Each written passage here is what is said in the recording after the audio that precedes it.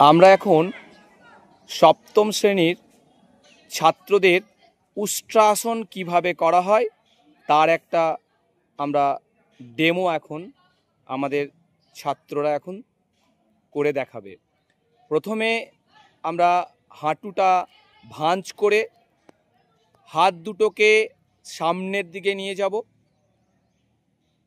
সামনের দিকে নিয়ে যাওয়ার পর আমাদের যে পায়ের পাতা পুরো মাটির সাথে কিন্তু একেবারে টাচ হয়ে থাকবে।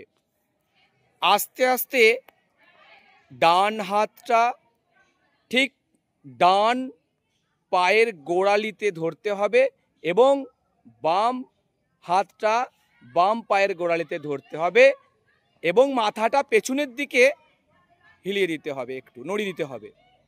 এই আসনটা 1 থেকে 10 গোনা অবধি হোল্ড করে থাকতে হয়। 1 2 3 4 5 6 7 8 9 10। এবার আস্তে আস্তে আবার ওই ভঙ্গিমায় চলে যেতে হবে। এই আসনটা করলে আমাদের অনেক উপকার হয়।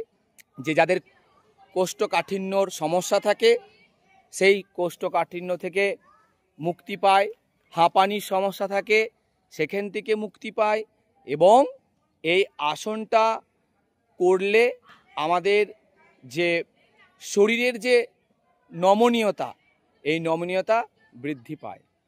এই আসনটা আমাদের খুব উপকার, শরীরের পক্ষে এই আসনটা আমাদের খুব উপকার ভূমিকা পালন করে।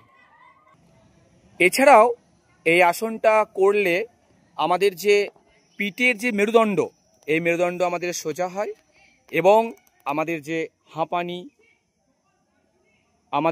আমরা যেটাকে ব্রঙ্কাইটিস বলি, এই রোগ থেকেও কিন্তু নিরাময় হয়। তবে হ্যাঁ, এই আসনটা সেই সমস্তই ছাত্ররা করতে পারবে যাদের কোনো রকম হাঁটুর কোনো সমস্যা নেই বা চোখের কোনো রকম সমস্যা নেই, জটিল কোনো সমস্যা নেই, তারাই কিন্তু এই আসনটা করতে পারবে। এই আসনটা কিন্তু সবাই করতে পারবে না। আমি এই আসনটাকে পুনরায় আরও একবার দেখাচ্ছি। প্রথমেই আমাদের হাঁটু ভাঁজ করতে হবে এবং পায়ের পাতা একেবারে মাটির সাথে আমাদের টাচ করে রাখতে হবে।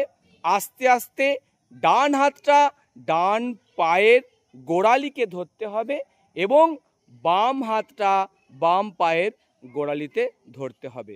এই আসনটার সময়কাল হচ্ছে আমরা 10 সেকেন্ড থেকে 15 সেকেন্ড পর্যন্ত এই আসনটা আমরা করব। মাথা পেছনের দিকে ঝুঁকে থাকবে। Very good. আস্তে আস্তে আবার ওই পজিশনে চলে এসো। এই আসনটার নাম হচ্ছে উষ্ট্রা আসন।